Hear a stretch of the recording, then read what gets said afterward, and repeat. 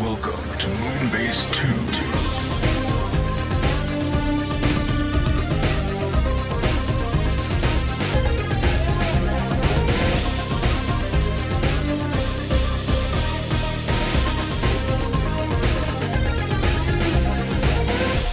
Hello everybody and welcome to the Moonbase 2 podcast. My name's Andy, Cobra Commander TFW, and I'm joined this week by the man who just keeps on getting kicked in the dick. It's Mikey, G-Wolf V3. Hello, Mikey. Not so funny now, is it? Yeah, you got it. Why? Why do you punch me in the dick? Not so funny now, is it, Kakarot? Get the hell off me! Oh, DBZ Abridged. It's going to end soon, and I'm not comfortable with that. I'm sad. It means they're not going to finish. I mean, they've done most of the good movies, but it means they're not going to do any of the other movies as well. Well, they're not going to do Fusion Reborn. Oh, but that's no the cool one. No Janemba suddenly being really talkative or something. Okay. They're not going to do Majin Vegeta. Yeah. Or at least it's very likely they're not going to do Majin Vegeta. Yep. They're not going to do Vegito, which I think would have been interesting. Yes, yeah, that would have been cool to see what they would do with that. It's end of an era. Sad times, and they're not going to do Super neither. Oh, well, to be fair, I would have been very surprised if they did. Because it's taken them how long to get this far? Oh yeah, in 20 years, I assume they're all going to have moved on from this. Oh, you never truly move on. Crawling slowly towards, we can get to the end of the saga. Oh man, sad times. But we're not here to talk about Dragon Ball Z. We'll have a podcast for that coming up this month at some point when we find the time. We're here to talk about Transformers this week. And Mr. Mikey, there is sparse news, sparser than usual, I would say. Sparse news. But we do have bits here and there. We're starting off with custom, as DX9 is showing off renders, and we actually have some proper images as well of the X34 Dutch. And I wouldn't have guessed from this name, but it's apparently a Legend Scale G1 Optimus Prime. I don't know why it's called Dutch. Does it scream "kill me" into the woods? No, I don't think so. It's just like, what are you waiting for? I'm here! Kill me! Ah! Megatron just comes up with lots of clicking. That'd be alright. I'd be down with that. How has that never been done, by the way? How has there not been an Alien Predator Transformers crossover? Mikey, toy, at least. Mikey, Batman We've had Street Fighter. Batman versus Aliens. I've never seen it. Have you read Superman versus Aliens? Yes, I read that. And it was in my library. It was in my library a long time ago. Superman has a baby alien put in it, but he doesn't want to kill the aliens. No. But he has a baby alien put in them, and then he technically kills it because he flies in front of the sun and gets strong again, and then it basically tries to claw its way out of him and doesn't, and presumably just died inside him. I truly believe that those books were never sold anywhere, and they just went to libraries, because I've never seen one on a shelf, but I've seen them in pretty much every library I ever went to when I was a kid. There was always Batman versus Predator, and there was always Superman versus Aliens. I've seen Judge Dredd versus Predator. I didn't see that one. It wasn't bad just because it was just Dredd being Dredd. Yeah, shooting dudes. That makes sense. Or aliens, at least. I'm fairly certain, if you go through comics, Aliens and Predators are crossed over with 90% of them at this stage. I'm fairly certain there's a Vampirella versus Aliens out there. Oh god, that would be which something. Must have been very strange. Yeah. Gotta make it sexy, though. Sexy alien Vampirella xenomorph thing. Picture it. Get a good mental image there, Andy. I don't want it, Mikey. I really don't. We've got a few bits of information about this. Firstly, it's apparently going to be 10.6 centimeters tall. It's going to have a carriage. I'm assuming that's the trailer. A carriage. I'm assuming this is being translated from Chinese or some such, or Mandarin or whatnot. Why wouldn't you just put in even if it is a direct translation? Say trailer. Come on. Because it's Andy, we've had this conversation about them translating before. I know, my eye twitched though, just as he said that. He also comes with laser gun, not a laser gun, but laser gun, and the hot energy axe. The hot energy axe.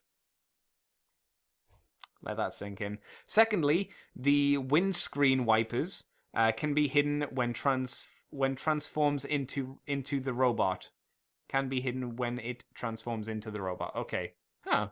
Oh yeah, so it can. Oh, weird. That's a weird little detail to add in. Neat. It looks like the chest flips around or something. I'm guessing so, yeah, because in the cab modes, it's much more flat and it gets pointier as he becomes his robot self.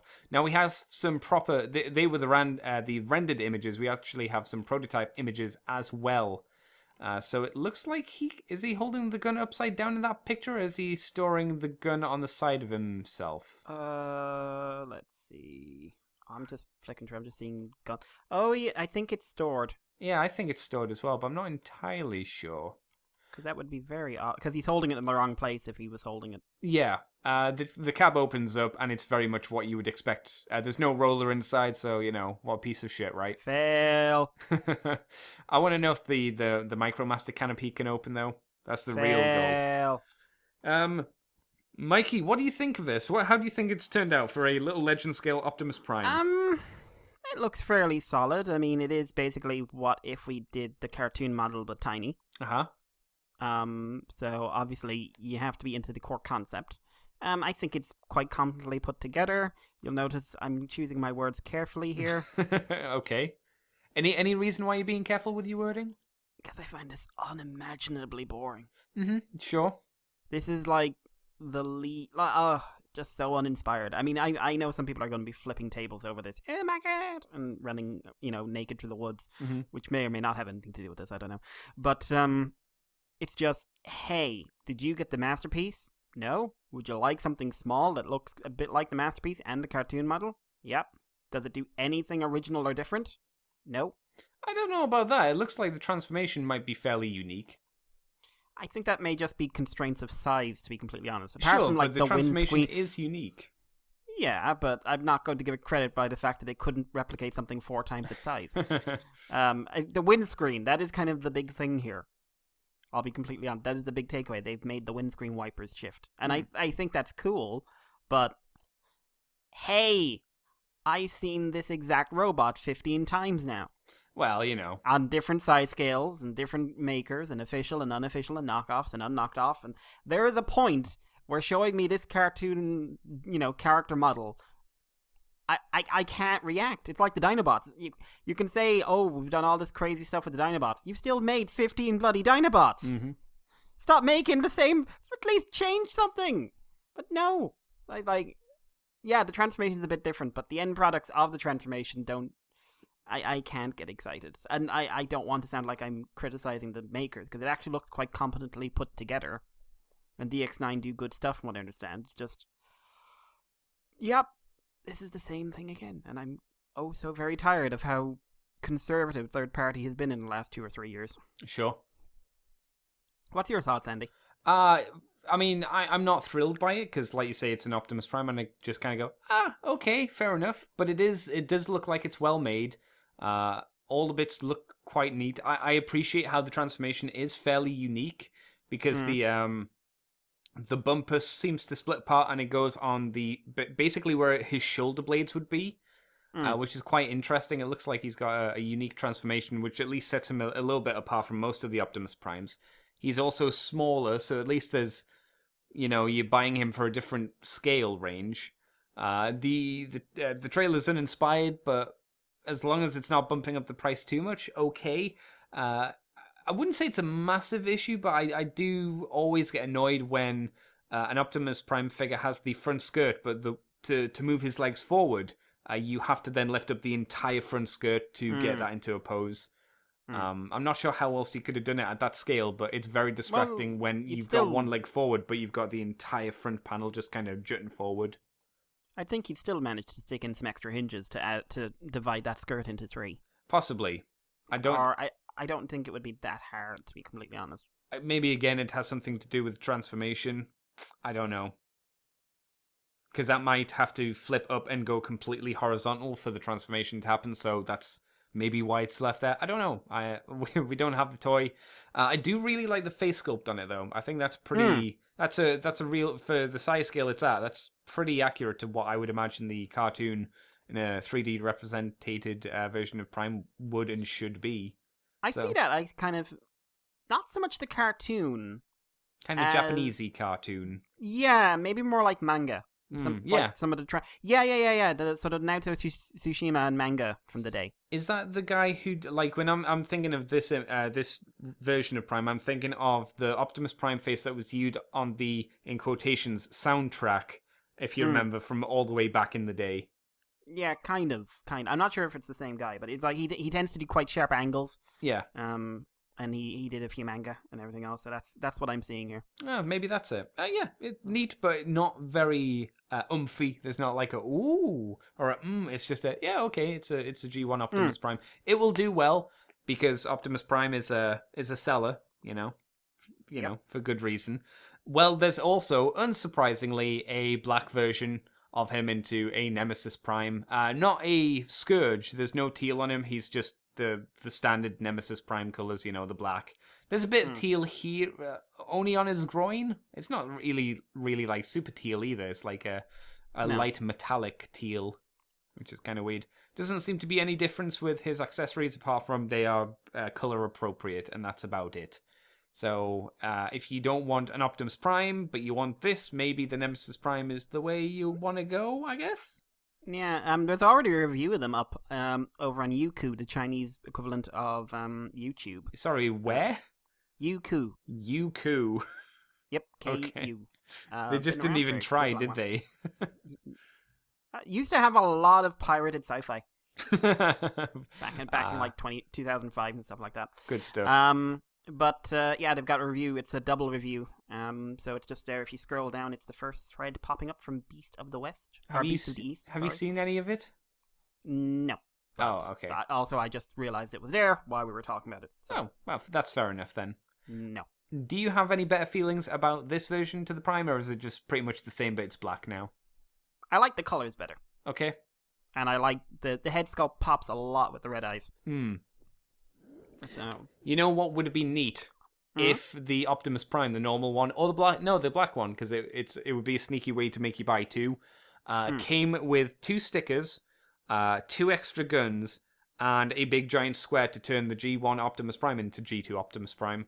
But it would be one of those sneaky things where you pay a little bit more for this one to then make G2 Optimus Prime. I think that'd be neat. No one's done that before. No, they genuinely haven't. Because obviously, in fairness, there's like next to no difference in Optimus Prime and G2 Optimus Prime. But maybe you want to go dick deep and you want to go for the comic version and just bandolier him the fuck up. That'd be cool as well. G2 love, bring it back. When will G2 have its day, Mikey? I think G2 keeps having its day, Andy. Every now and again. I mean, G2 just sort of rolls up every now and again, shoves everyone else over, and then rolls away. But we still haven't had the pink and lime green Mirage. Baby Sideswipe. But I'm still waiting. Yeah, no, that doesn't count. Baby Sideswipe, he's there. We've seen him. Count. He's playing with Bob and Buster. You know why it doesn't count? Why doesn't it count, Andy? Because he's very safe colors. Isn't he? Like red and black, they are not egregious colors that make people scream, "Oh God, my eyes!" Where's our Omega Supreme, guys? Yeah. Do not look. What if he'd like Omega Supreme and like got shrunk down in a story, and Omega Supreme was like, it turned out he was like a some sort of like brain master or something this whole time. Well, I'm just saying the pink and lime green Mirage could easily be an over the top, dramatic, oh ho ho ho Japanese villain. So what the flamboyant ones. Yeah, no, yeah. Easily. Yeah. Slap a Decepticon insignia on him, boom, there you go, new character, you're welcome, by the by. Deluge 2, the return. Yeah, oh, there you go, the return of Deluge. He pulled himself back together from insect parts, and then he just decided, now, the new me will have a new message, and that message is neon! Maybe he wasn't even killed by them, he fought them all off. He just started shining and they couldn't look directly at him. That's right. That'd be great. Anyway, Mikey, do you want to take us on to the next bit of tiny third-party news? Yeah, Mech Planet Hot Soldiers have followed up on sort of DX9's Dutch with their own Optimus, who is a bit more... I'm not entirely sure stylized is the word. It just kind of looks like they've gotten a fairly standard Optimus Prime body and then stuck arms in a head that are way too small on them. He does look very chesty. Yeah, it's like he skipped some day. I think he skipped arm day. Yeah. And head day. What is head Wayne? What is head day? What is head day? Wayne with your 180 something push-ups, you fecker. You're not human. You're a monster. But more interestingly, they have the prototype for their Hearts of Steel Bumblebee or Centurion, depending on who you want them to be. This is unpainted, so I've seen a couple of reactions of just he looks so plain, and it's just like, yeah, they haven't painted them yet. That's what that means. But I think he's turned out really, really nice. The train mode is annoyingly dinky, and by annoyingly, I mean that doesn't look like it functions. Yeah, but it looks so cute. Yeah, but that looks like it's the toy one you give to your child that should not be on a train track, or oh look, it's going around the Legoland train set. Woo woo. Well, you know what train that to me reminds me of Percy from Thomas the Tank Engine. Percy killed before. Well, yeah, I mean, all of those trains have killed. Why do you think they were sent to an island? Why do you think he's the fat controller? Before they turned up, he was just the regular size controller. And then the eating started, the gross cannibalistic eating. Are you saying he got the trains to kill and he hid the evidence within his girth? Yep. Oh, well, yeah, okay, I'm down with this story. But yeah, I quite like it. I love the little hammer. Yeah. He's got a little hammer. He does. What do you think of him, Andy, and of the Optimus? Well, first on the Bumblebee, we talked obviously about the render of him that we saw ages ago, the unpainted one, or the uncolored one at the very least. I say painted. This doesn't seem like it has a lot of paint on it. It seems like it's a lot of molded plastic. However, I think it's turned out pretty well. If there are crazy customizers out there, and there are, I would really like to see someone rust this guy up. Get some grease dirt on him and stuff like that, make him look like he's worked on the tracks for a while and some scratch marks and stuff. That would look really cool, I think, with this molded detail. He needs sweat marks. Yeah. He was sweating under the sun or something like that. Someone's got to be able to paint that. Yeah, because the back of him kind of reminds me of a steam part. So that could be quite... But the overall silhouette of him looks really nice and interesting and unique. And we complained earlier about the DX9 stuff about, it's an Optimus Prime. It's like, well, this is a Bumblebee, but hey, it's a different Bumblebee. Have we ever had a Hearts of Steel Bumblebee? I know we've had Hearts of Steel Optimus Prime. This is brand new. So this is the first time we've had this. That's cool. That's very neat. I would be more interested in the Optimus Prime if it was Hearts of Steel version, because we've only had Mastermind doing that.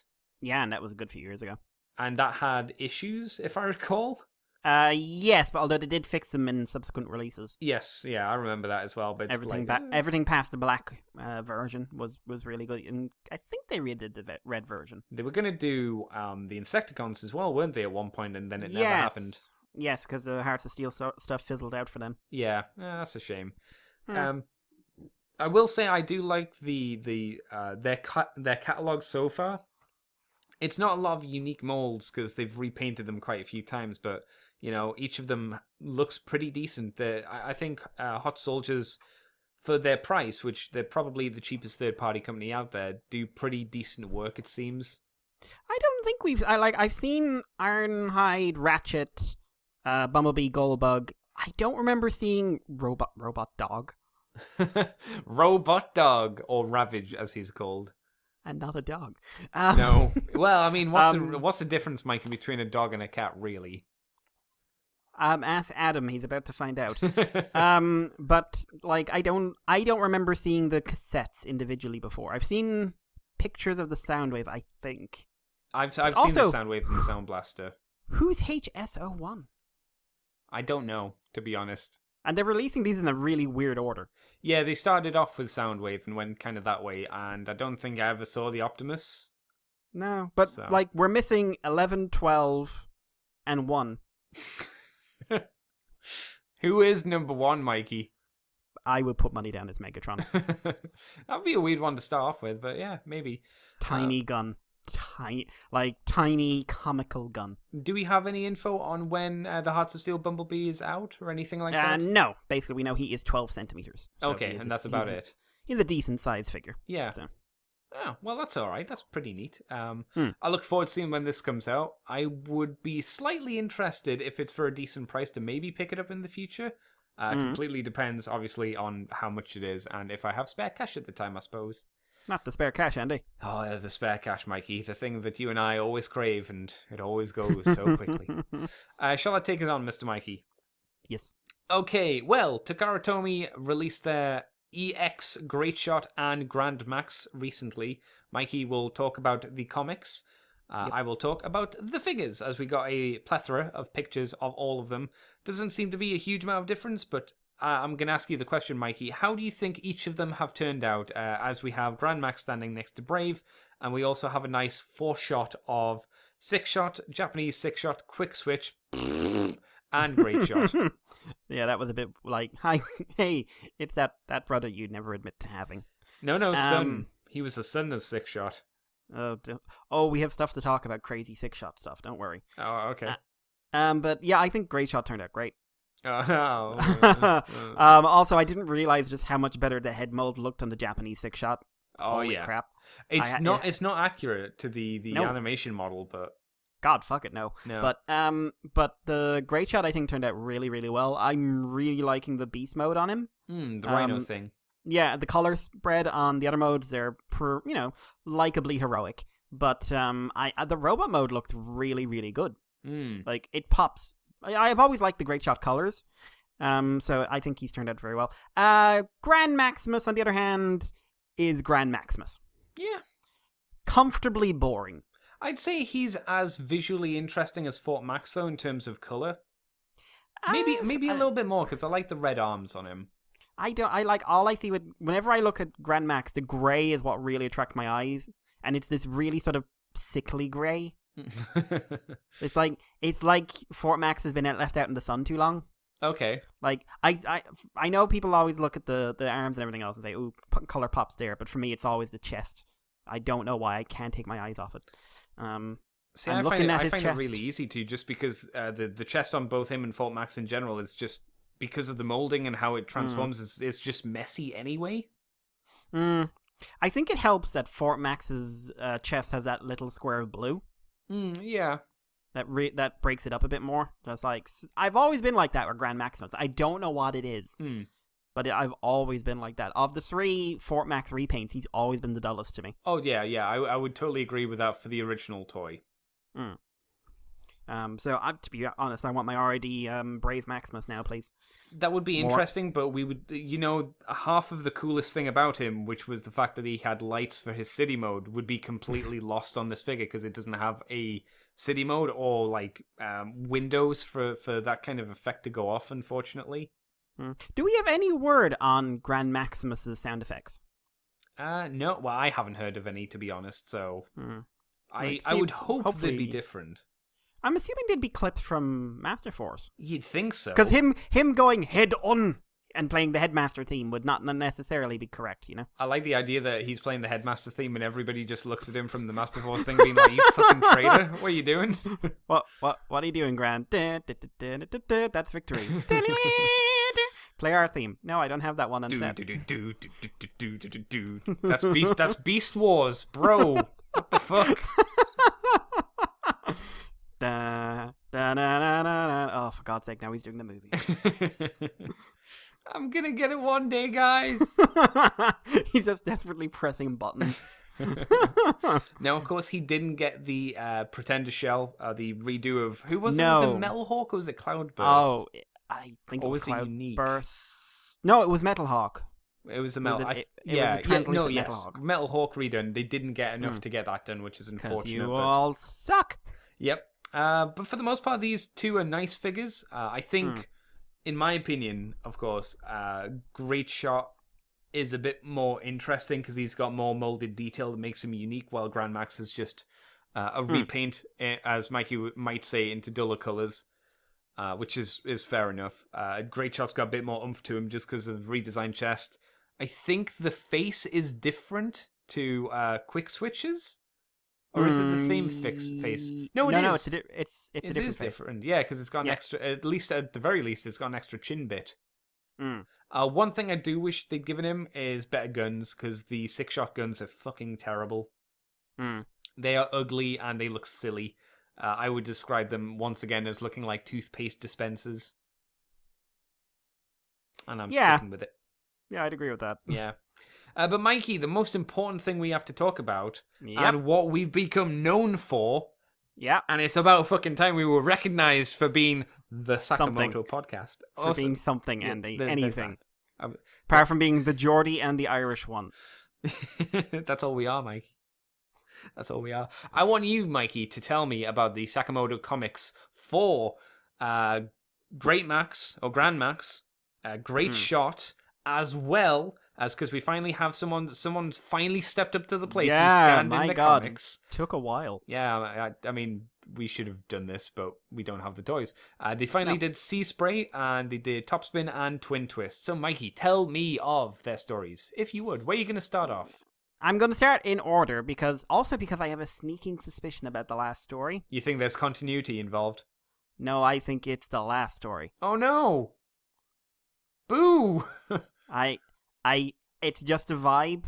I think this might be it, because it reminds me of the Combiner Wars ending. Boo. All right, let's take it away. Also, there's something in here that I will take as them throwing you a bone. Me a bone, we'll talk about. Or as a bone. You a bone. Whee! But yeah, so, Seasprays.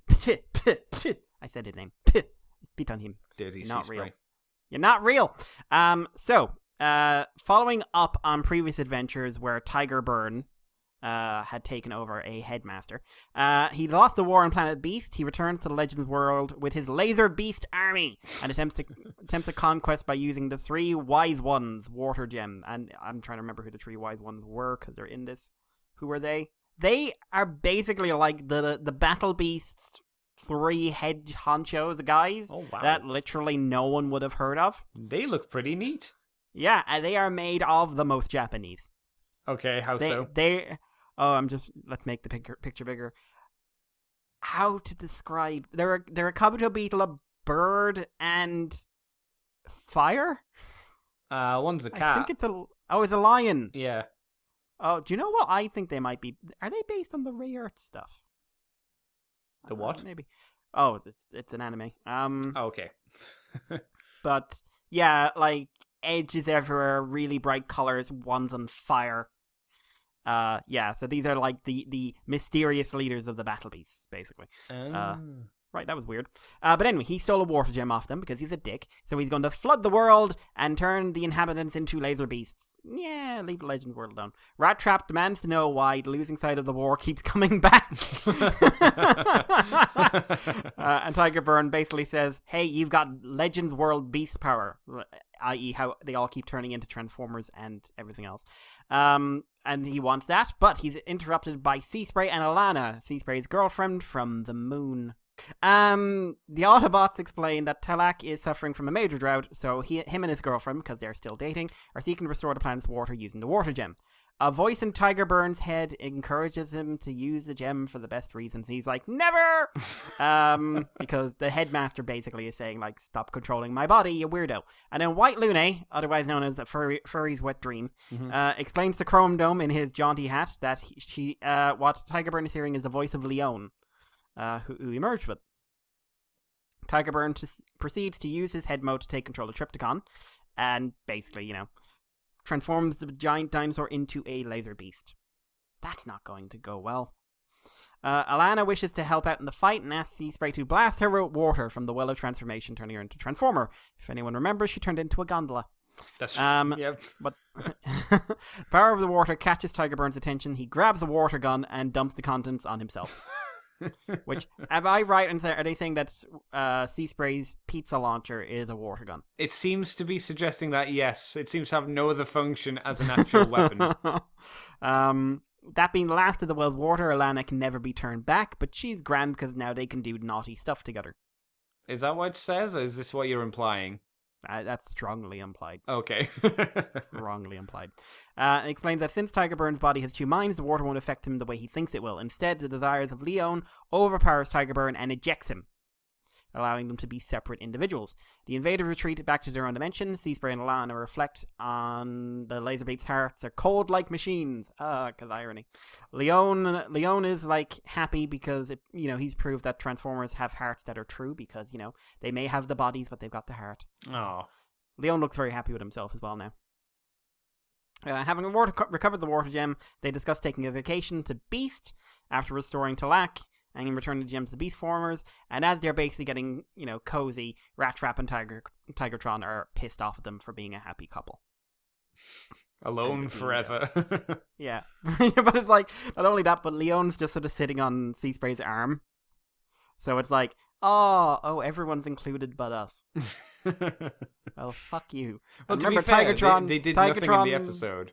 No, but also, like, what's Tigertron complaining? He runs a Gravore Idol company at the moment. So, along with Octane. Like, he sees lots of naked and semi-naked women. But he's not loved by them. No, but he has really dodgy pictures of them, and you know what? He's probably happy with that. Who knows? Who knows? Oh, dear. So, what do you think of that one, Andy? Yeah, it was alright. It wasn't too bad. I think the problem is it was Seaspray related. And to be honest, I'm not a big fan of the Beast stuff, or at least the Beast Planet stuff, so... Yeah. I don't think it was like, ooh, it was just like, oh, okay. Luna is fun, but that's just like, side. But moving on, we've got this is with Twintwist, volume 65. So Katsudon is again trying to destroy the Legends world using Windblade and the mutant target masters. And now she can manipulate them through her bond with Pinpointer. Wreckers arrive from the post-G2 era, led by Springer, who we learned last week is a dick. Unfortunately, they're basically taken out by the target masters because they suck. Also, Windblade can basically turn her Pinpointer into a bayonet. Twintwist breaks off to take on Windblade on his own. He gets decapitated. However, he's aware of Zodiac's existence in the Legends world and calls it to him using the power of Zapawa. And transforms his severed head into a headmaster so he doesn't die. His body is a Z-mode drill base. What does that mean? I don't know. There's no link. Okay. Maybe it's using his addiction to drilling for good, basically. Okay. That in turn uses its drills to generate electromagnetic waves that sever Windblade's connection to Spoilsport. What? Yeah, so basically it splits her off from the target masters. Through nonsense. True nonsense and woo-woo. I love it. Because that's how drills work, Andy. I know. Well, they pierce the heavens, so... They do pierce the heavens. Twintwist grabs the target master and revealing that... Oh, I'm assuming Spoilsport is the one that comes with him. Revealing that his special ability is to grant any weapon the properties of a drill. Oh my god. Unleashes... Oh my god. The Spoil Drill Hurricane. Oh, that's what that is. Wow. Yeah, he shoots a hurricane from his gun. Yeah, the Spoil Drill Hurricane. Nice. And catches poor Windblade in it. And Katsudon. And Katsudon, but frees Peacemaker from Windblade. Chrome Dome is surprised that Twintwist can control Zodiac energy. Springer explains that he and Topspin are space pioneers known as the Powered Masters. What? Wow. Okay. I just... As well as the true... I'm sorry, what? As well as the true creators of the Legends world. What? Okay. The two Jumpstarters tell Katsudon long time no see and invite him to test who's stronger. Them, the creators of this world, are Windblade its destroyer. What? Okay. So, Powered Masters, for anyone who doesn't know, it's Diatlas, Sonic Bomber, and Roadfire. Basically, they're really big and really strong. They don't have many gimmicks. They've all got a base mode, basically. Mm-hmm. What? So, does that mean that Diatlas and that crew can also create universes? Does that mean Springer, Topspin, and Twintwist are God? Springer can't be a powered master, though, right? He says he is a powered master. He could be lying. RC's nowhere to be seen. Why would he lie? I don't know. So, right. So I like the motif of Topspin and Twintwist being the gods of creation and Windblade being the god of destruction, effectively. It's Go Gaiga! It is! And drills and everything else. Yep. But, like, can I point out, essentially, God is addicted to drilling holes and pushing people into them. And Springer is also a god and is just terrible. And don't forget Twintwist. No, Topspin. Yeah. The other one, the plain one, likes The to enabler. almost get in trouble. Yeah. He loves So we've this. got we've got a masochist and an addict, basically, who made the best Transformers world. What the hell? So what? Any thoughts on that apart from the bizarre ending? That was fun. I liked it. Yeah. I liked hurricane gun shots. That was weird. I'm feeling bad for Paul Windblade, as as we knew we would. To be fair, she hasn't been turned into a sex doll. I'm considering this a plus than what we were expecting. I'm sure Windblade is as well. Yeah, he's probably thought about it. I want to know as well if anyone has made the base mode yet, and what the fuck the base mode is. Yeah. Well, what was it called? The Z base. Yeah. But let's see. Moving on, we've got Topspins, which is the true origins of the Legends world revealed. In the year 2004 in the G1 world, Topspin and Twintwist hear about the Legends world from Warren Roadbuster, and as space pioneers and powered masters, think it would be nice to establish a paradise of a world someday. Decades later in G2, there you go, Andy, yeah. they are asked by Katsudan for their cooperation in creating an experimental new universe also named Legends. So, this Legends world is different from the other Legends world. What? Which presumably is the one Combiner Wars took place in? I guess that makes sense. Right? I don't know. And realize he must be talking about the same world since time has no... Oh, I get it! It's a loop. What is? It's a causality loop. Time has... Basically, it's the Speed Force. Barry Allen creates the Speed Force. The Speed Force exists throughout time. The Speed Force gives Barry Allen his powers. Barry Allen creates the Speed Force. Right. Legends world exists. Katsudan and the Jumpstarters create the Legends world. Legends world has always existed for them to get the idea of creating a Legends world in the first place. Oh, okay. Concluding they must create the Legends world or else, Warren Roadbuster ain't gonna be, and, Mayor Megatron will never be, and there's no fucking way. They steal Zodiac energy, inspired by Diatlus's use of it to create a new planet in Planet Z. Oh. Okay, I see the connection. And use it in conjunction with Zamajin. And the Space Pirates Proton Energy. I can't remember who the Space Pirates were. Which one are they? Space Pirates were just Space Pirates, and Proton Energy is just Proton. I'm not opening a link. Katsudan is outraged that the Jumpstarters have broken their promise not to interfere with their creation and 6 Windblade on him. But Topspin easily avoids her thanks to using the Zodiac to become a headmaster. That seems to be a theme.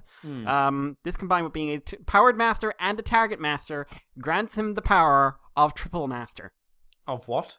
He is a triple master. A triple master. A triple master. Okay. A transformer with the combined power of 3 master forces or technology. Examples are Jinrai, who is a headmaster, a godmaster, and a get master, because he's got Rat Trap, remember? Oh, God, and yeah. Topspin and Twintwist, who are headmaster, target masters, and powered masters. Right. So, triple master. Huh. Topspin calls on the Zodiac to recreate everything Windblade and the Target Masters have destroyed because he's technically God.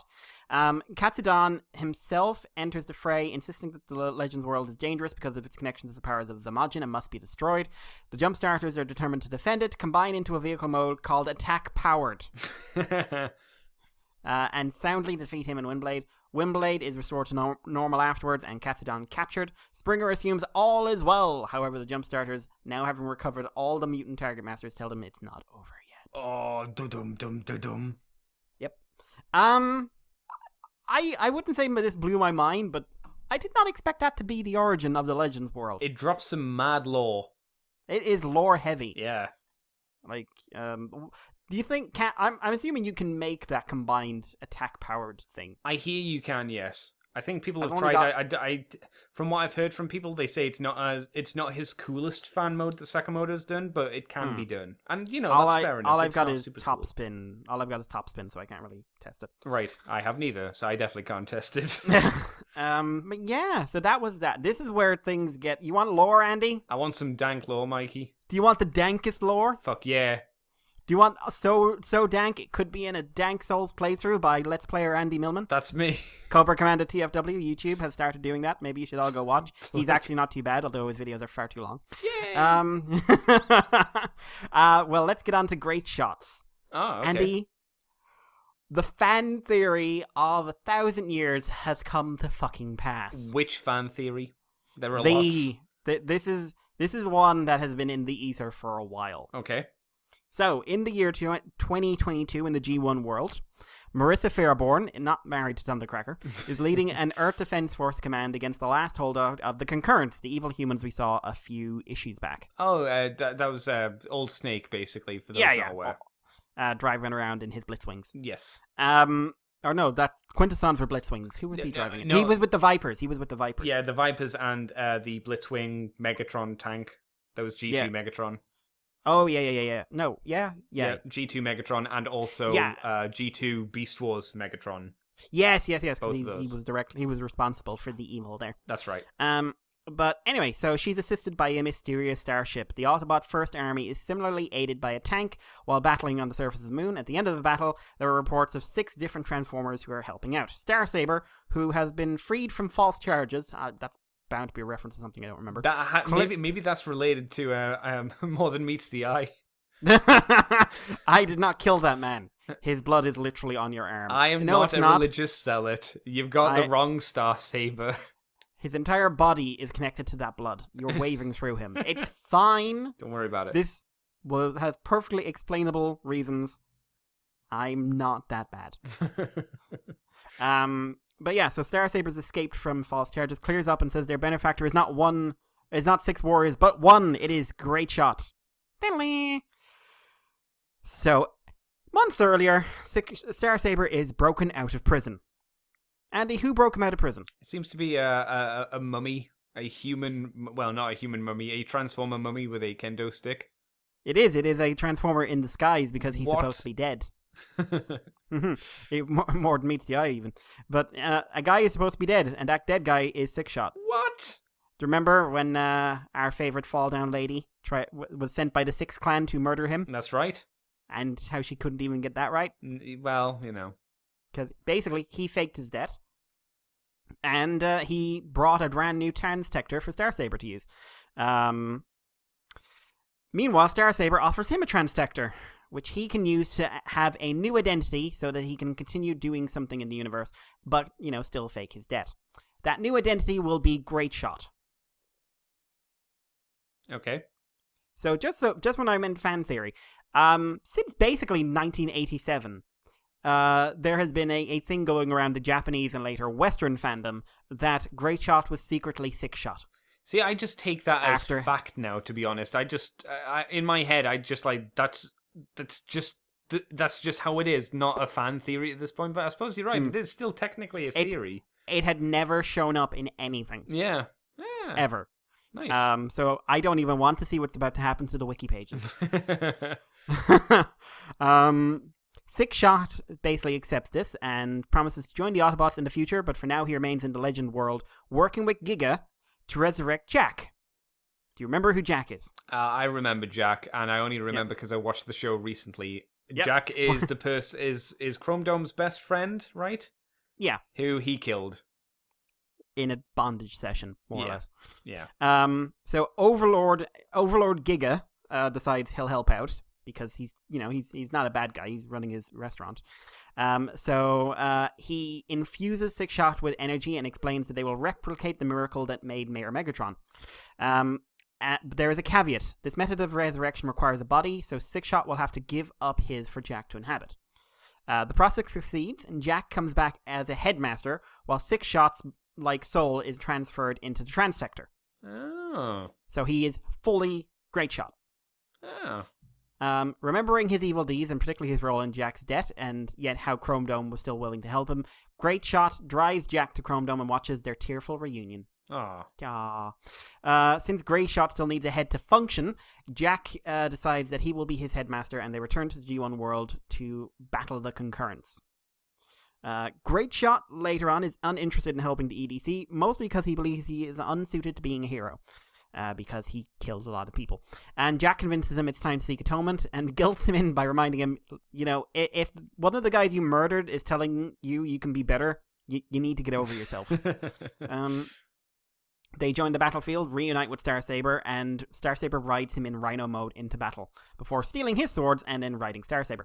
After the fight, Spike reclaims his position as Galactic Peace Alliance chairman. Daniel and Bumblebee return safely. Greatshot eventually gets his own head and becomes a fully fledged Transformer again. And now everyone is basically assuming Sixshot is long dead. And he's not. He's in there. It's a trap. Jack returns to Chrome Dome's side without any side effects, and Greatshot goes off to fight the Decepticons alongside Starsaber. In 2026, he is gravely injured during the Silvar War. Huh. Now, that is a reference to something, and I'm going it? to look what it is. Yes. Huh. Silvar War. It's from the Victory cartoon. After that Saurus was defeated and his planet-destroying fortress destroyed, Greatshot returned to life as a mercenary and he was last seen fighting in the Silvar War. Oh, okay. Oh. Because Greatshot just buggered off at the end of Victory, didn't he? Yeah, I think so. That sounds right. And again accepts his fate as atonement for his past, muttering a goodbye to Daniel. Aw, Uncle Sixshot. He says goodbye to Starsaber, and he says goodbye to Jack.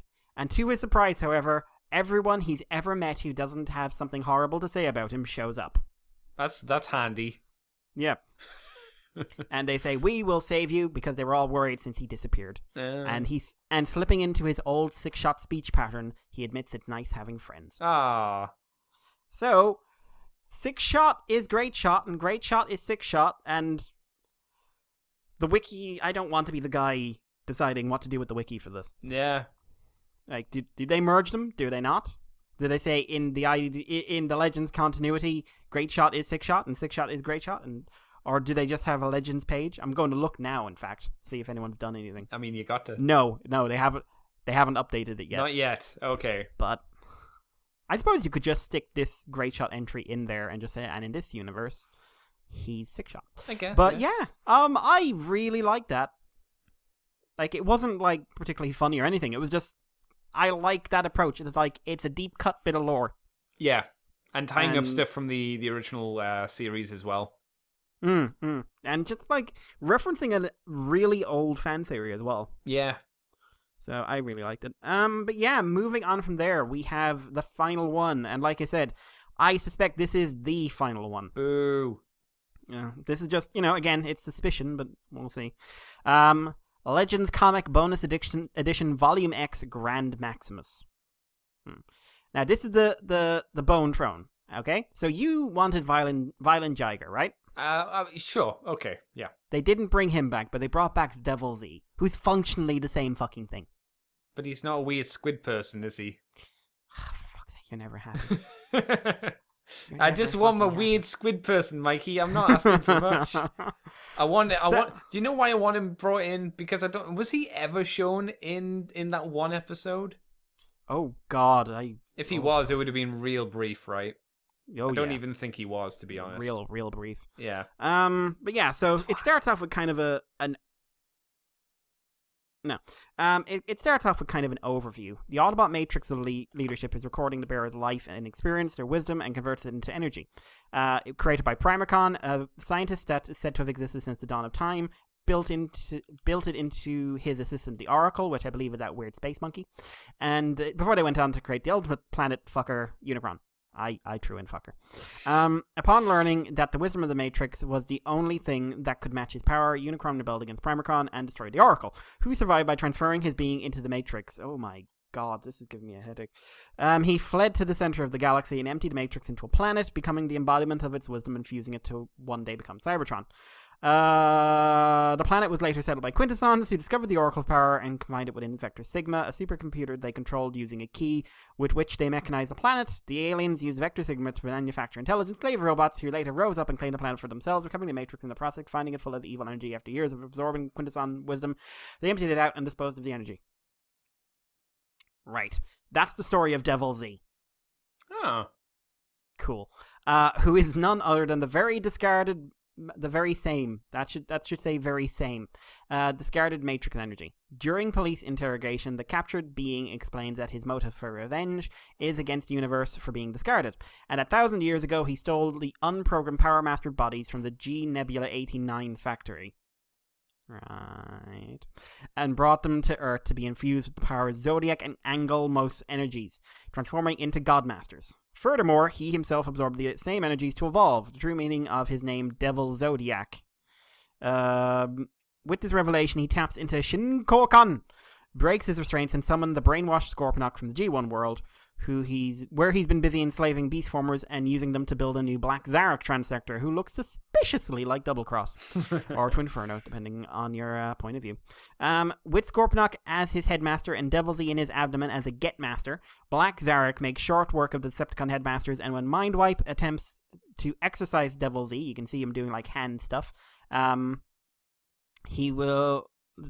When Mindwipe is attempting to exercise him, but then Devil Z announces his plans. He will kill all the beings in the Legend world so that its energies will feed only him. Devil Z will become the Legends world and use Shin Kokon to dominate other universes. Katsudon explains this is why he wanted to destroy the world entirely, its energies being too dangerous to fall into the wrong hand. That doesn't make you less of a prick. So Gran, who I believe is the headmaster of Grand, arrives through a portal to battle Devil Z, leaving his human pretender shell to form the head of Grand. Devil Z doesn't understand why a robot would transform into a human, so Grand explains that he's a follower of their creator, the Oracle, and their belief that the true peace can only be achieved when machines and living beings come together. It all began when the Oracle himself became a beast-type robot who believed that infusing machines with life, thus granting robot instincts, was the road to peace. His first creation were the Transorganics failures who only inherited the wild beast rage. But in recent years, the Transformers have come far and invented the Power Master fusion between robots and humans. Grand hopes that one day they will come so far as to create a new type of life that is equally organic and mechanical. Speaking through a synapse, the computer of the Gene Nebula factory, it explains that it was created by the Oracle for the purpose of pursuing this goal after he was forced by the Quintessons to create purely mechanical beings. Its research has led to the creation of many Master Force warriors who now activate their suits and join the fray, and it's literally every single one of them. Who's in there? Like, Luna's in there, the Godmasters are in there, the Headmasters are in there, Giga and Mega are in there, Nightbeat is in there! Yeah, she is. Detective Nightbeat. Which is interesting because Nightbeat's a bad guy. Like, unambiguously, I love the fact she has a little detective hat in her mobile mode. She might be a villain, Mikey, but she doesn't want to see the world destroyed. True, but she's all like, Kia! That's what they do. Grand has built a new Grand Maximus Transtector the same size as Fortress to battle Black Zarek, causing Fortress to protest since his brother doesn't have the training to control it. But Grand is intent on showing that he can be just as useful. He forms the Grand Maximus and joins the fight with the Shin Kokon-powered God Junrai and Overlord Terra. God Junrai is wielding a combined Xiao Xiao, Su, and White Luna gun. Can you do that? I want to know. Can you make that? Can you stick three ladies together when one of them is a lion? And is Hot Rod getting overly excited by this? Mm-hmm. God Junrai is like exclaiming. God Junrai and Grand exclaim that even if Devil Z is wielding the power of the gods in Shin Kokon, they can overcome it with their super god Master Force. After spouting platitudes that true strength lies in the pursuit of peace, Grand Maximus cleaves Black Zarek in two. He then chastises the Zamajin for trying to destroy the world, telling them that that'd make them as bad as Devil Z, and the people of the Legends world can overcome any danger if they work together. Plus, he can't let them destroy the only world where Fortress's condition can be treated. I'm trying to remember what Fortress's condition was. I've no idea. But he's not Akihabara. That's Triptychon. No, that's Triptychon, yeah. But Grand finally reaches his limit and collapses, and when Fortress comes to his age, he expresses his amazement that his brother does this sort of thing all the time, and jokes that at least they can now receive treatment together. So, and that is it. Wow. Like, that's big. Like, it's very pretty, this one. There's some gorgeous imagery in it. It has a huge cast of characters that appear. Like, everyone, pretty much, of the Transformers anyway. And yeah, this has the tone of an ending. Yeah. You know what I mean? Yeah, I can see what you're saying. I don't know. I'll wait to see if anything else is announced, but I don't want the Legends world to go away. It's the best G1 world. Yeah, it's so much fun. I'm losing so much this week. I don't want to lose this. Oh dear. But I mean, come on, like, everyone was in there, and like the 3 target masters have master braces. Didn't realize that. No, me neither. Actually, no. That's how they transformed, isn't it? I don't remember.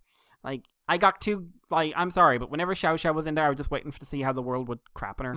I was not looking at what she was doing with her wrists. Sure. Because, like, the world hates her. she is a waspinator of people. Yes, yeah. But yeah, I thought that, like, the one where God Jinrai's riding Grand and then Overlord's in the background, I really like that. Again, there's a lot of lore dumped in this one as well. Oh, it's a story-heavy one, but, I mean, do you think we're getting a Twinferno? Because I don't. I could see it as a web exclusive down the line, because it's fairly easy to do. All you have to do is get the Scorponok head, which Japan hasn't used yet, because it was the exclusive in that box set, and then just get the Twinferno mold, as you say, double cross mold, and just repaint it. And I mean, they did that Bat Optimus Prime, so... Wait and see. Yeah. Maybe an e-hobby thing? That would be nice. I mean, I don't like that mold, but I think it would look pretty fucking cool. I mean, those colors on it look pretty good already. Yep. And as long as he comes with the... did you notice where his trident's from, Mikey? Yeah. Where's the trident from? I closed it now. Open. Do you want me to tell you? I can tell you. Yes. It's from the Terror Dive toy, if you remember Terror Dive. Yeah. So again, it's very doable. Yeah, it's very doable. I mean, he wouldn't be to scale with Grandmax, but whatever. Yeah, no, I think we have to... there's probably a knockoff we could do. Oh, yeah. They won't, because the knockoff companies aren't that cool. True. Dear. Well, if that was the end of Legends, I'd like to thank Hayato Sakamoto for making the last couple of years just absolutely beautiful. Yeah, because we won't be getting any comics with the Power of the Prime toys, will we, for Japan? No, because it's if Legends continues, it's going to be true exclusives. I hope they continue it, even if it's just a web-based form version of it.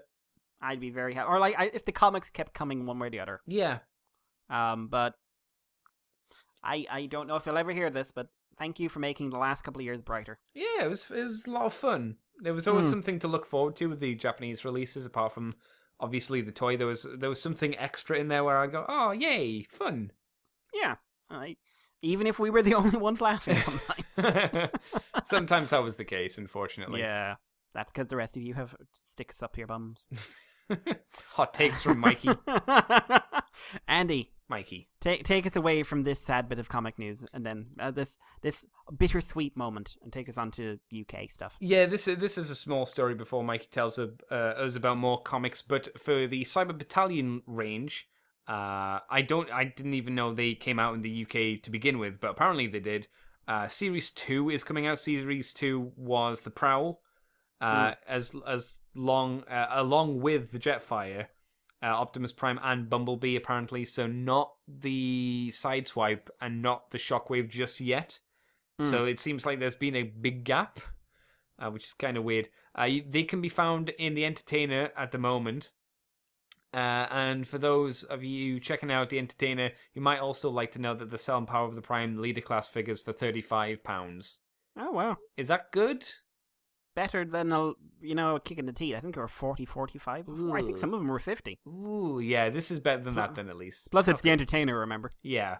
If you're wondering, UK people, how much the Cyber Battalion series are, they're £12. I don't think that's a terrible price, £12 for them. I don't know, I've never handled one. Well, they're big, they're like Voyager scale, they're not very complex or anything like that, but I think for what they're aiming to do, which is to be like the 5 to 6 year old kind of Transformer, I think they're perfectly fine for that kind of price and scale and whatnot. Not the best Transformers for us real fans. Not the real fans, Andy. The true fans. The truest of all of the fans. But I think they're neat. Yeah, I think they're pretty decent for what they are. I think they're a lot better than some of the other made exclusively for younger kids kind of toys. They look a bit more substantial than them, at least in my opinion.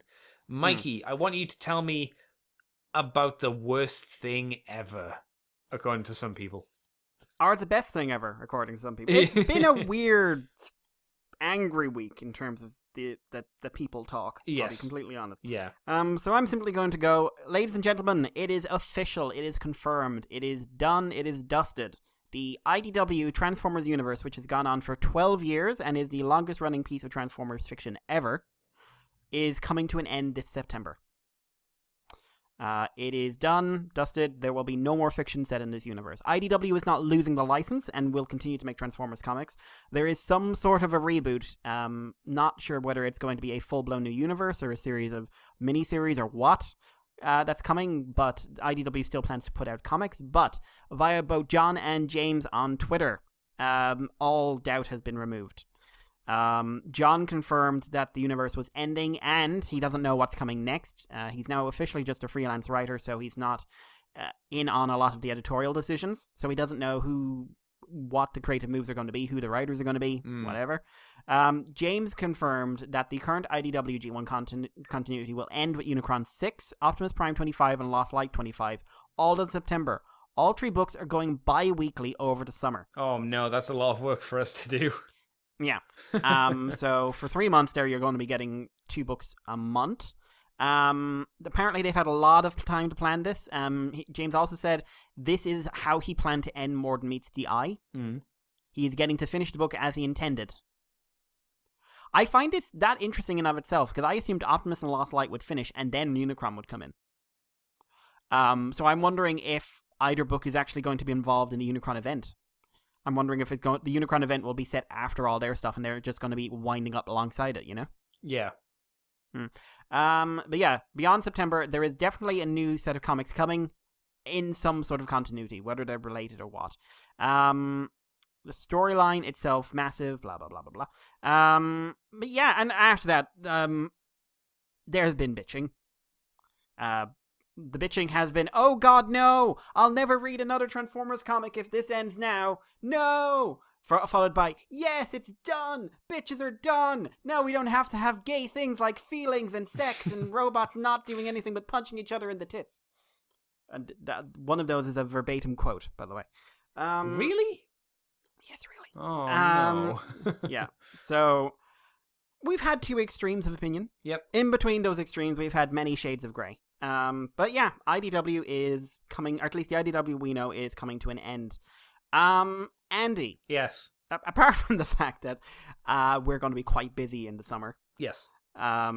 And I'm also trying to set up a couple of interviews at the moment. John's agreed to do something. I haven't set it down. Margaret has agreed to do something, which I need to talk to after the show. Ooh. And I'm trying to get Tom B. Long and a bunch of other people on. So, this is giving me time to plan out some stuff. All right.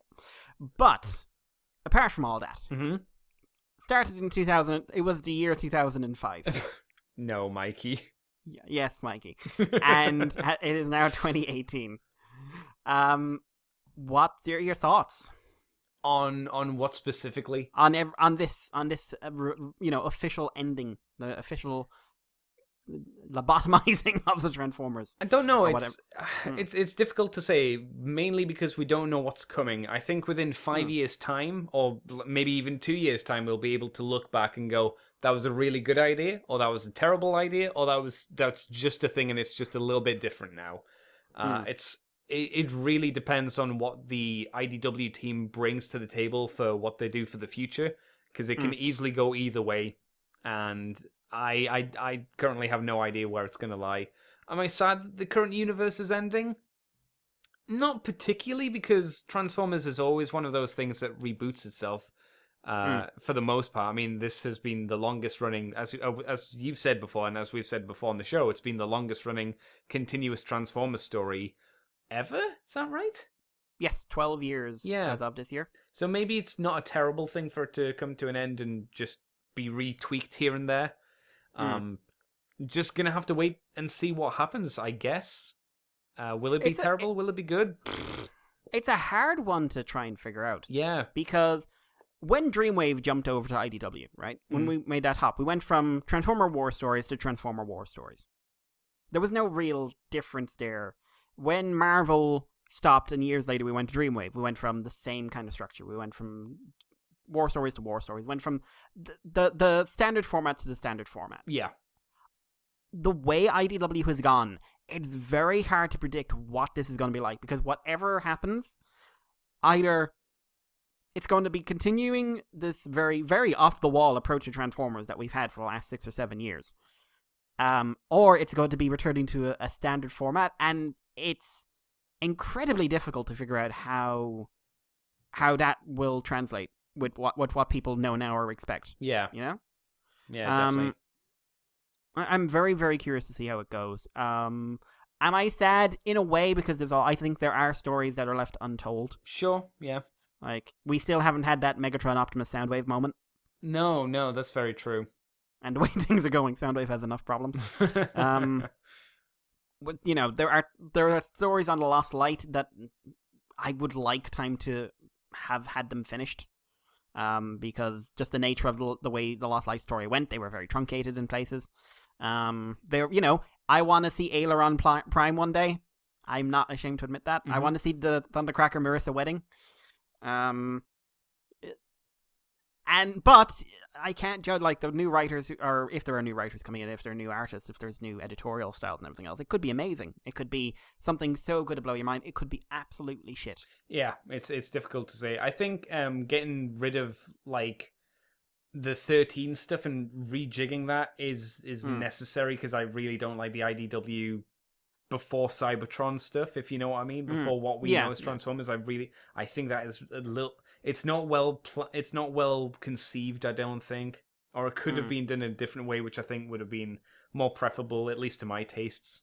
I think it's very much hurt by the fact it's playing with other people's sandboxes and fixing other people's toys. Yeah, it's playing with a lot of sandboxes, which one man's tried to stitch together and weld together.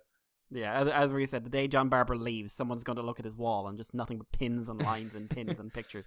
He is the Dr. Frankenstein of comic continuity. And then someone knocks over a pin, and there's just this silence. Oh no. What's that rumbling in the distance? Is that as more string explodes out from the wall, and it's like, oh wow, there's so much more. But I am hoping for the best. I'm also hoping that we get an ending and not and then Unicron ate the universe, blah, blah, blah, blah, blah, New 52. Because I'll be honest, if the New 52 ended a lot less the way it did, which was basically, hey, you know all these stories that you loved? They never happened. I would still like it to end as in... I want an ending. I want, like, Marvel had an ending. Yeah. I'd like a conclusion. I'd like it to be that Unicron destroys the universe and then looks to the next universe, which is where we're going. And he's not going to get there anytime soon, but it's that looming threat of this Unicron, which destroyed a universe of comics that everybody really likes, is now getting to the next universe, and it's a threat that they'll have to deal with. And it could kind of be like, there've been shows that have been like that before, haven't they? Yeah. Like Galactus was the survivor of a previous universe in Marvel. I think in this case that would be a very, very risky move. It could be. Because that puts a hell of a lot of pressure on the new stuff. Sure. And that also creates the expectation in people's mind that, they're all coming back somehow. Not if Unicron eats them all. New 52, Andy. I didn't read it. DC Rebirth ate the New 52.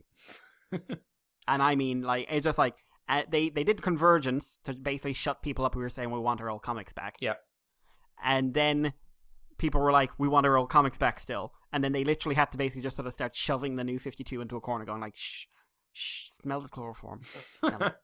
So that, I think, trying to have a direct connection like that looming threat, and like that sets up your next big event, I think that is very risky. Plus, it also means that one of your earliest events is going to be Unicron. Yeah. And I don't think that's a good idea. But I would like a fresh start, just like, boom, new bunch, this ended, that. I don't learn the lessons by how every other comic book company fucked up. Yeah. Basically. But, I mean, until then, there's not much else to say in it.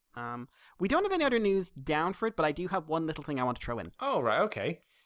So every year, Rob, Hot Robimus, over on the Old House, or formerly of the Old House, does the Langton Experiment. This is a series of charity auctions that go on at Easter for about 2-3 weeks. And all money raised goes to cancer research. Rob sadly lost a member of his family to cancer, and he's been, putting effort into this ever since. And as of today, Easter Sunday, it is going on April 1st. So if you're interested in checking out some of the stuff that's available, it's black_robes on eBay. Rob puts up his own stuff, but he also puts up stuff by professional artists and other contributors. He's had Alex Middleton stuff a few times that's sold for hotcakes. I don't think there's any of that this year. But I know Chris Carter and Livio Ramondelli are both involved, and a few others. Andy Turnbull is in there doing, I think it's basically one of his Straxus pieces. Rob is a pretty solid artist, and I think if you can get a nice piece of art for a $5, and that $5 goes to charity, or if you can get a nice piece of art for €50 or 50 quid, and that goes to charity, I think it's a very good cause. So, black_robes on eBay. I might put the link up on the Twitter, just for safety's sake. Just if you can contribute, do. And if you can't, don't feel bad about it. Yeah, it's a good cause. Yeah, well, yeah. That sounds about right. So that's my extra bit. Well, Mikey, I guess we go on to the part of the show where I ask you what you've been up to this week, what you've been doing for fun and all that kind of jiminy jams. My Kamen Rider Shodo Sodo has arrived. In this case, it was Sodo Genom Level 2 and Shodo Kamen Rider O's. Oh, right? Okay. I'm just going to talk about Genom first. The base body is of the same quality as Turbo. Yes. Really solid, everything else. He has a big problem, though. What's that? Stickers. His stickers are noticeably of lower quality. Oh, really? Okay. I've had to glue a lot of them. Yeah. I can imagine. And, like, turbos are pretty solid, laser turbos. Yeah, I think he came in a much later wave. Yeah, he was in the last Xaid wave, so that makes a lot of sense. Get him, I think, with, like, wave 2? Something. Maybe? He's early. He's very early. Very early. So I think, and it was when Soda were only, like, really getting into this properly. Yeah. I suspect if you got the level X and level X0 and level 0 versions, you'd find the quality of the stickers are better. Yeah, mine's okay because I have the X version. But I think he's really nice anyway. Like, he looks really good. I really do like the posability in these. Yeah. Surprisingly expressive. The Shodo is an interesting experience. The shoulder pads are a little bit annoying, aren't they? They are a bit. Are you talking Shodo or Sodo? Sodo. No, Shodo, because they don't move because they're locked into place. Yeah, because I'm just picking them up now. Like, I've got him on the Genom stand. But, one, he comes with extra hands. That's nice. And he's all painted. Yes.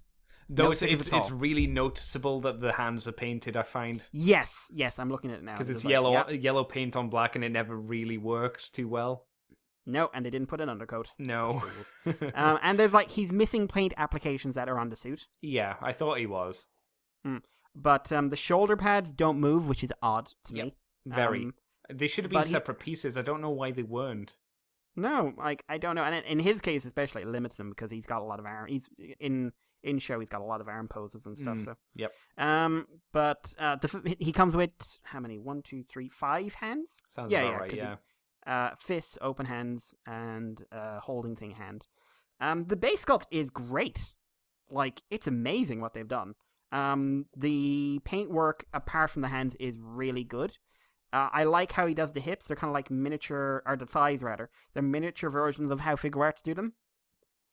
Very good posability in the ankles. He's got a special cut in his boot to allow greater ankle tilting.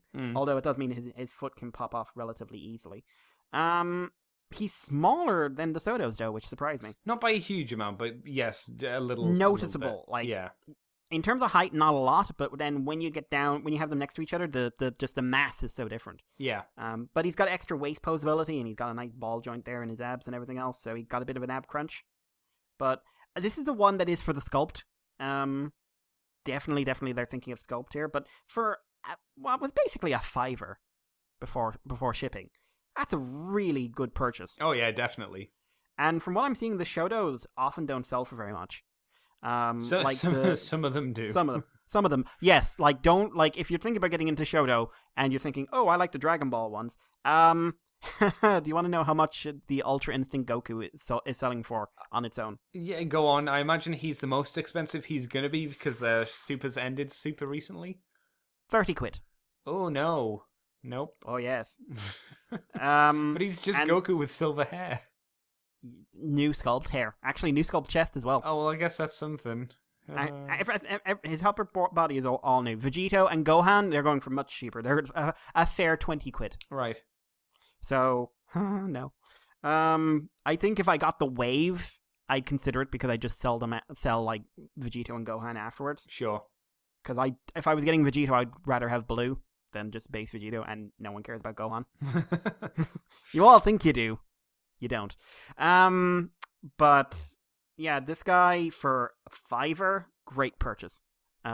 Really be interested in checking it out. The only thing I don't like about him is the fact the weapon's got no paint in it whatsoever. Yeah, and it's like, I don't know if you noticed this as well, but it seems really thin.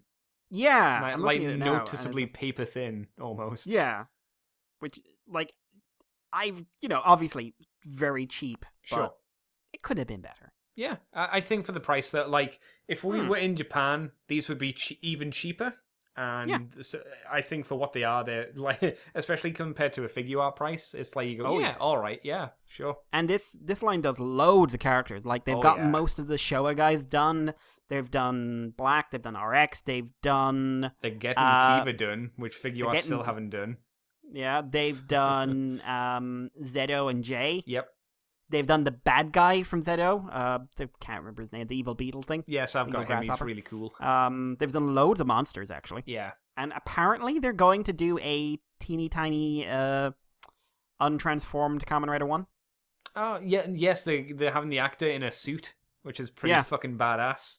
And they're also doing the Shocker Grunts. Have you seen those ones, Mikey? If you haven't, I can send you the thing later. Yes, I've seen them. Okay, that's fine. I was looking. They're so wee. Yeah, they're pretty cool. Yeah, but like for the price, it's a great buy if you're into Rider. Oh yeah. So I'd really recommend it. Don't pay a lot. No. That like I am when I am buying something, I'm willing to pay a markup. As when certain something gets here in April, I'll be able to explain that. Mistakes were made. Mistakes are made, but I don't regret them because I don't want any of the rest of the wave, and I wouldn't have made the money back. Sure. I'd made some of the money back, but I'd still be at a loss. But I would definitely say keep an eye out for Shotos. If there's someone you see on the line, you can probably get them fairly cheap without having to get the whole wave, which is really nice because the Sotos are selling for twice the price. Yeah. On average. And as much as I like the Sotos, I don't think they're twice as good. No, they're not. Yeah, like I'm glad I'm not really like I'm glad build hasn't hit me enough that I'd want to get into it heavy. I could see myself getting at least Dangerous Zombie now, a version of it, and being happy then. Mm-hmm. I definitely want to pick up more of the X-Aid wave myself. But I've got like the stuff coming to me that I really want, so if I can find a Genom level X, I'll be happy. It's just like he sells for stupid money. Which one? Sorry. Level X, Dangerous Zombie. Oh right, no. Yeah. No. You're clearly drunk. But yeah, so that's toys. In terms of and selling things, one of the person I'm selling things to replied to a message like, "No problem, Mr. Mikey," and I paused and went, "Hang on." And then it turned out me? Don't know, but the follow up was, "Can I get an autograph?" Oh wow.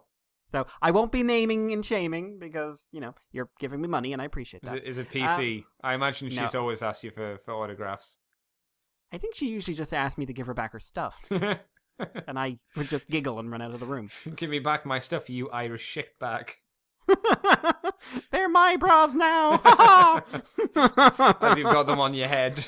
running through the streets of Portsmouth. Oh, that wee Mikey, he's a rascal.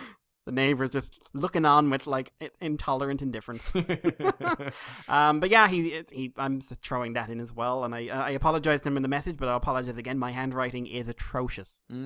Like it is something else. So I'm apologizing in advance. But yeah, so it's nice to know that being on a podcast is making me money finally. Oh dear, but thank you if you're listening. But yeah, so TV and stuff wise. No Dragon Ball this week. No, it's done. Well, almost. Super is done, but it reignited a flame. Oh, yes, that's true. So I will be watching Kai during the week to catch up for the All Systems Goku podcast, and I will probably be trying the Japanese Dragon Ball, and I'll probably at some point in the next few weeks be watching some of the Japanese movies. Oh, wow. Not all the Japanese movies. I have limits. But I want to watch a few.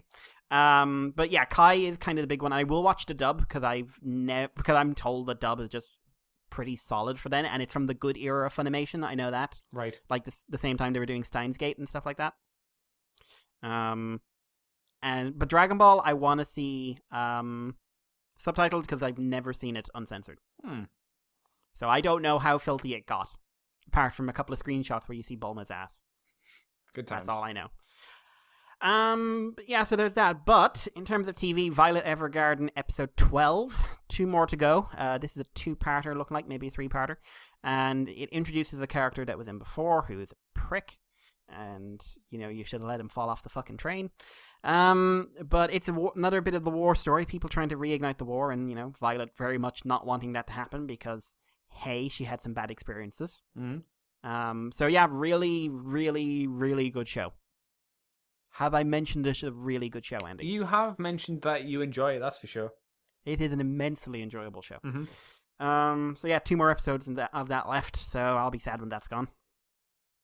It's nice to have something heartfelt, Sure. Darling in the Franxx, episode 12. Oh, that got dark. I hear people online have said the story kicks in, which is like, okay, neat. Yeah, basically, I would say the story's been there. Like, one of the things I liked about storytelling, it's always under the surface for everything. Because they took about 3-4 weeks off to do character stuff, and yet all around it, it's dotted with like something sinister, something sinister, something sinister. Now it's like the background of 02, a little bit of suspicion that something was going on with the main character Hero, and also we get basically what 02's end goal is, like why she wanted a co-pilot in the first place. Right. It's not. Oh dear. She go full crazy. I haven't said this in a while, Andy, but I think it's appropriate. Bitches be crazy. Callbacks. But yeah, ends on a really sinister note, but I think I know where the story's going. At least this section of the story's going. Right. Like, still don't know why they made this unusual team. Still don't know why they wanted 02 involved in the first place. But hey, there's a kissing scene where she's really uncomfortable because she has fangs. Okay. And they're very big fangs. Don't be hating Mikey. It's not her fault. You don't. When going in for a kiss on anyone really, I don't think going in with your mouth so wide that you look like you could swallow their head is entirely the way to get across, the semi-romantic or like some sort of connection vibe, Back in my day, that's how the ladies played it. Yeah, but the ladies didn't have fangs. Didn't they, Mikey? You don't know where I hung out. Andy, those were cats. What? When someone said, "Are you after some pussy?" that's not what they meant. Oh. That's why they ran away after biting you. Lies! They said they had to get the fur done. Last thing I heard was, "It's not me, it's you." Wow. Well, it's a cat, they're gonna be honest. Yeah. But yeah, like, I am really liking this show. It's fun. I love the visual. When the fights kick off, they're very, very trigger. It doesn't have the visual genius of Kill la Kill. So a lot of the time it's fairly standard, but when things kick off, oh, they're fun. Also, I really do dig the robot designs, which I didn't expect to. Yeah, so Darling Frank, still enjoying that. Another 12 episodes to go, so haha, you'll never watch it. In time, all in time. All it'll be as it needs to be. And then, I'm trying to remember what number it is. Kamen Rider Build 28 or 29. Not sure which. Which started on Opera. And then got progressively darker. Okay. Kamen Rider Bill's overall message is that war is bad. I hear that's the thing. But yeah, they've confirmed the movie writer, Kamen Rider Terra, who doesn't look like a writer from any series I've ever seen. No, it looks like a Sentai dude or a VR trooper. Or like he should be in the Space Quads. Yeah. But I think VR Trooper is a really good one, like he looks like a metal hero. Yeah. Yeah, that's a really good way of putting it. But yeah, he looks odd. And apparently his powers are Jaguar, something else, and Bahamut. Okay. So I'm assuming he's organic based with his. Again, I suspect the powers will make about as much sense as they do with those. And also, I just have to say it: mid-season upgrade, rabbit tank thing. The fucking bottle is so fucking annoying. All right. Okay. Have you seen any of the videos of it? No, I haven't toy? seen. Is this the sticks? The stick. Yeah. Yeah. It makes this whoop whoop whoop noise when it's moved. And it's the most like it is more inappropriate than shaking the bottles randomly during an action scene of high drama. Wiggle, wiggle, wiggle, wiggle. Now imagine that, and just it's going whoop, whoop, whoop, whoop, and it sounds like it's a Looney Tunes sound effect. That sounds great. And it's just like, oh, war is terrible. We must fight for peace. Oh God, everyone's dying. Whoop, whoop, whoop, whoop. Jesus Christ. But yeah, so that's been my week. I was going to see Isle of Dogs yesterday, but didn't. I'll probably see it during the week. But yeah, that was my week. What about you, Andy? What a bit I've been up to other than the usual stuff. I've been watching, what is it? Kagagiri in bed at night. I haven't finished it yet, but I'm getting through it. I still describe it as gambling porn the anime. Lots of girls have very intimate times while playing poker games or whatever the gambling game is. It's entertaining. It's fun. I would say people should give it a watch. But every single episode, they explain the rules of the game they're playing, and my eyes just glaze over. And when the results happen, I literally do this. I look over to the blank wall next to me, pretending there's someone there, and go, "What? Is that a good thing? Did she win?" And then I look back and I go, "Oh, let's find out." Look at the screen. Yes, she did. Yay! I got it right. Most of the time, I have no idea what the rules are. I'm guessing that's because I'm reading them, and because the subtitles, you have to read them quite quickly. Maybe if it was audio, if the dub was there, the rules of the games would sink in more. But they might not, because whenever anyone's told me how to play poker, I just glaze over anyway. I'm like, whatever. There's no trap cards, so who gives a shit? You know, there's no Shadow Realm. Oh, no, in that show in that show, I think they'd be happy with the Shadow Realm. Yeah, you're probably right. Everyone dies. That's amazing. It's definitely a fun show. I'd say give it a try. I'm looking forward to finishing it. Apart from that, I've just started really the second arc of Dragon Ball. I finished the World Tournament, so apparently the next one is the Red Ribbon Army, and that seems like a really fucking big saga. If you include General Blue and then Commander Reds into that, that's most of Dragon Ball. It's a bit slow here and there. You can feel the ideas, the basic ideas of Dragon Ball Z in there. And it is entertaining, but man, Roshi is full on, and because he's there a lot, there's a lot of him being a fucking perv. And when when you see Dragon Ball Z abridged and he's the fucking perv, and you're like, no, they're just exaggerating. You watch Dragon Ball, and you're like, no, they got it pretty accurate. It's a little bit worrying. Poor launch. Poor launch. And poor launch. She literally got kicked out of the show after this. Yeah, for no reason, seemingly. I'm guessing Toriyama just didn't know what to do with her. Yeah, that was kind of a thing. Yeah, she gets one episode in early Dragon Ball Z, and she gets an appearance at the end in the Majin Buu saga. Oh yeah, that's right. Weird. Oh, and she shows up in the anniversary show that came out a few years ago with the two alien and Vegeta's brother. That doesn't count. That's not. Yeah. I bet that's not canon anymore. It gets referenced in Battle of the Gods. Does it? Oh my god. Oh my god, we need pure hearted Saiyans. Where's your brother? Far away.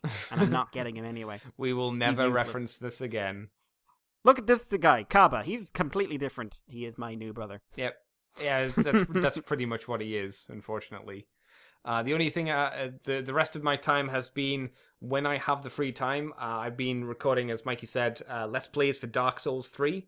And been editing them and putting them up, and they are the usual Let's Play for a Dark Souls episode is about 40 minutes or so. That seems to be the consensus online in general about how long a decent Let's Play episode is, and because Dark Souls is a fairly big game, it's going to take me a while to get through it, so I recorded a bit more of that today. Oh, I also picked up Broly and Bardock for Dragon Ball FighterZ Z. And I've had a bit of a go of them. They're a lot of fun. They're very, very pretty for the game as well. And I was around at Dave's yesterday, and we had a bit of tussle online, against each other, and that was fun. Entertaining stuff. And I'm unfortunately also considering buying a SH Figure Art Goku Black because I have problems, and I think it looks like a really good figure art as well. And the only other thing is I've recorded audio and some clips for doing a video on the Android 18 Figurize figure. Good. It's just a matter of going through the audio and going, oh, this is shit. Let's cut that and re-record it. And then once I've got the audio all sorted out, I'll decide in my mind and then write down what shots I need to do and work it out from there. So process. It's going to take a while just because of the parts in the day that I have that are free these days compared to what I used to. And that's all of the interesting stuff I've really done that I can think of off the top of my head. I think that's it, Mr. Mikey.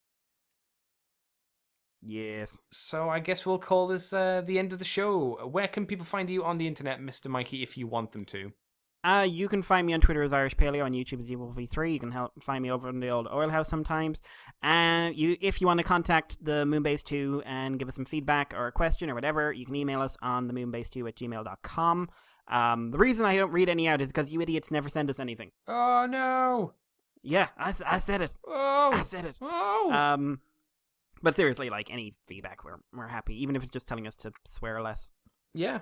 I mean, we I've won't, had that. but... I won't, but, it's nice to know. I mean, they can also even ask us questions about Kamen Rider or Dragon Ball or anything, really. Yeah, anything. Like, fuck it, we don't care. Yeah. But you can also send us messages on Twitter at the Moonbase2, and the anniversary cutoff date is now. During the week, I will be talking to Andy via some medium, and I'm gonna run by some of the stuff. Ooh. But it will hopefully involve people who haven't been on the podcast in a while in some form, if I can sort things out. But yeah, no more suggestions. We've had a couple in the last month or so but we'll run over them. But thanks for anyone who gave an idea, and it'll probably make it in some form or another.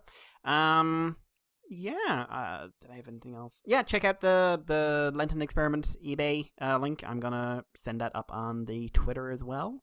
And buy something. Don't buy anything I want, or I'll come for you. There you go. I think that's it for me. What about you, Andy? You can find me on Twitter and Tumblr as CCTFW, on YouTube as Cobra Commander TFW. You can find the Moonbase 2 on Twitter and iTunes and Facebook and Libsyn and most of the RSS feeds, and on YouTube as Moonbase 2 Transformers Podcast and the places Mikey mentioned. And I think that's all of the places, unless I missed off any. I don't think so. And you can also find my nonsense on the ccbunker.weebly.com. And that'll do us, I guess, for this episode, Mikey. There wasn't a lot, but it seems like we've filled her out quite well, really, doesn't it? Well, I'm entertaining myself right now by putting a tiny White Ranger in between Oz's legs, so I think it's been a productive day. We've hit it. We've nailed it. It's been the best thing ever. Yeah. Well, we will catch you next week, everybody. And thank you for listening and tuning in and all that jazz. You are now leaving Moonbase 2.